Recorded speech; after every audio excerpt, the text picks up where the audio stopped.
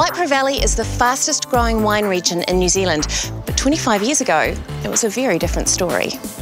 In fact, in 1987, when Dane and Jill Sherwood planted their original 10-acre block here, wine wasn't even on the radar, and growing Pinot, that was crazy talk. Nice cup of tea. People thought we were absolutely crazy when we first planted grapes. It was back in 1987. It was a real time of turmoil in the industry because there was, in 1986 there was the vine pull scheme. That's right, people were pulling grapes out. People were being paid to pull their grapes out. Crazy. In fact, when we first made our first wine, there were 75 wine producers in the country. And that was 91? 91 we made our first wine, but now there's 750. Having that number of people now making wine and growing grapes, I mean, we can take our wine out to the world and on a bigger scale than what we did back the mid-90s. It was really hard slog in Australia.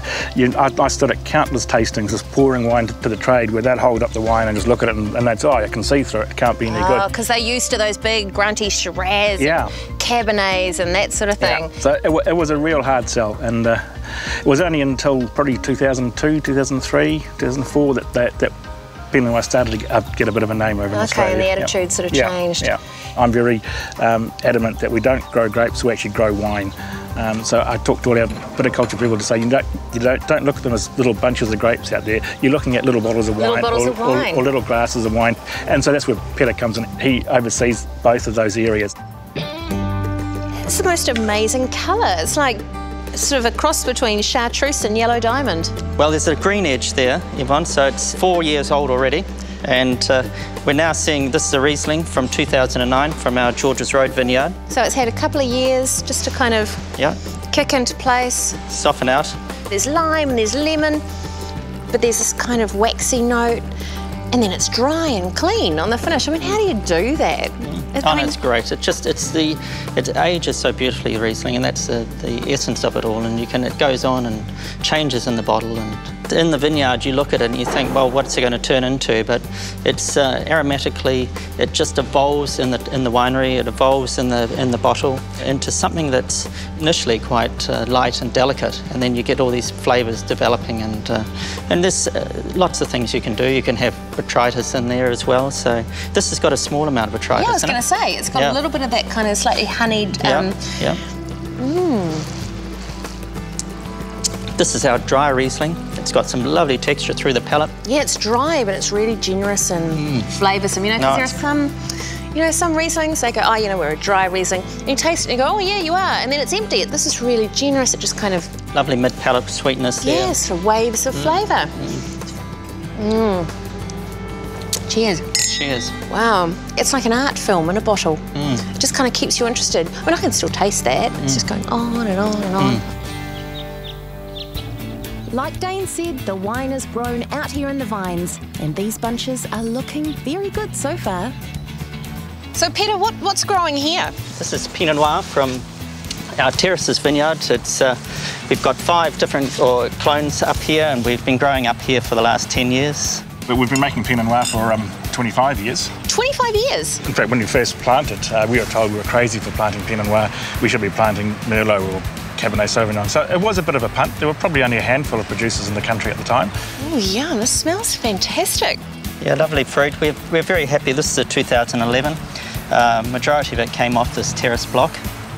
Do you know what? It's really changed in the glass. And I don't know if you can see, you were on the nice grassy bit over there, but I'm standing in some kind of freshly kind of ploughed, turned earth. And it's that lovely kind of, you know, damp, earthy note that I'm getting from the ground. And it's in the wine. There's some really lovely sort of rhubarby, tangy, plummy notes in there too, isn't there? Yeah, the spice and texture, the spice that we get on the aromatics is lovely here. And that's the enjoyment of wine, really, is that when you first pour it, it just... it evolves over the course of a dinner, and that's what's it's such a thrill with wine. For me, it's about the balance, actually. Just a balance of fruit, balance of oak, and the balance of acid. To me, it's just a wonderfully balanced wine, and that's what I really look for in wine, and Peter does as well, is just balance. It's nice tropical fruit there. Well so in your head, you've kind of got like Olympic gymnast on the beam doing somersaults. I'm far too old for that. I wouldn't have a clue. Sure. But I think a fantastic wine, Peter. I think really, really good. Yeah. The style of Sherwood Pinot, Dane, has it changed a lot over the 25 years? The basic philosophy is exactly the same. There has been little tweaks along the way as you have different winemakers come in, but the basic philosophy is that it does need to be grown out in the vineyard, but then when it comes into the winery, we hand plunge everything. My name's Jamie and I've worked for Jill and Dane for 7 years now. This will be my 7th vintage. I've done a little bit of everything here. I started out in the back room. This used to be my favourite friend. Lots and lots of plunging. And that's the only way to make true Pinot Noir, is to hand plunge it with love and care. It was fine when we were doing small quantities, but now we can plunge up to 300 tonne in a vintage, and that's quite a bit of work. And it's not just in the winery that everyone's working hard.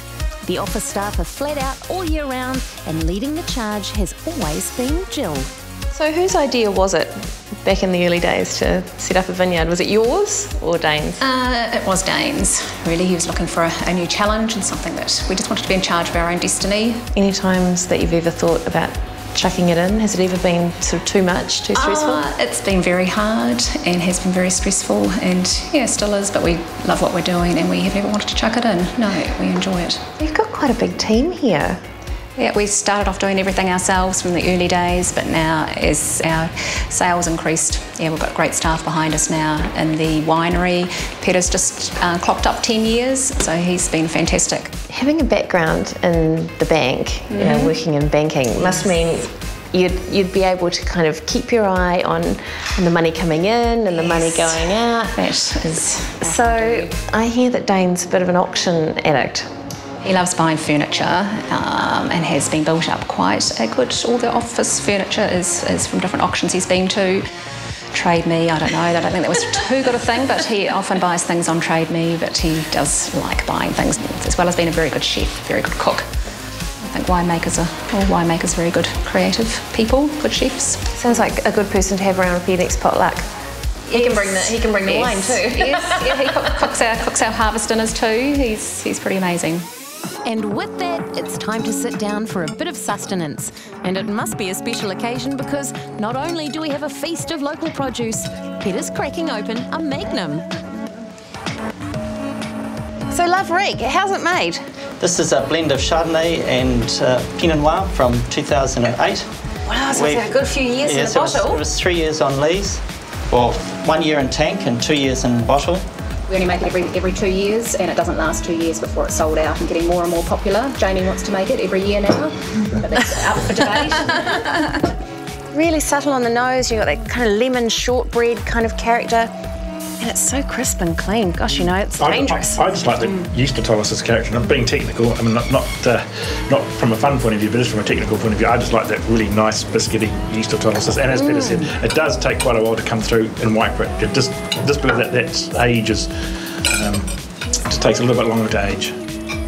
So you've been working in the winery, Michael, just this one season, or do you work here every year? Most holidays I work here. I've been working here for since about 8 or 9. Since you were 8 or 9? Doing work on the bottling line and things. Yeah. Fantastic.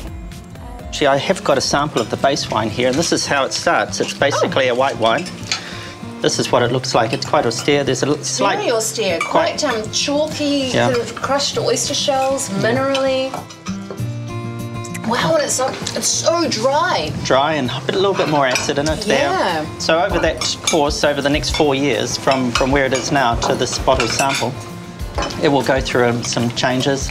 It's so kind of rich and fruity, and there's lovely complexity, like marzipan, and there's lemon in there. It's all over the place, whereas the brand new one, the baby, which hasn't even begun its life really yet, it's really kind of lean and very tight. Quite tight and stark and bony even.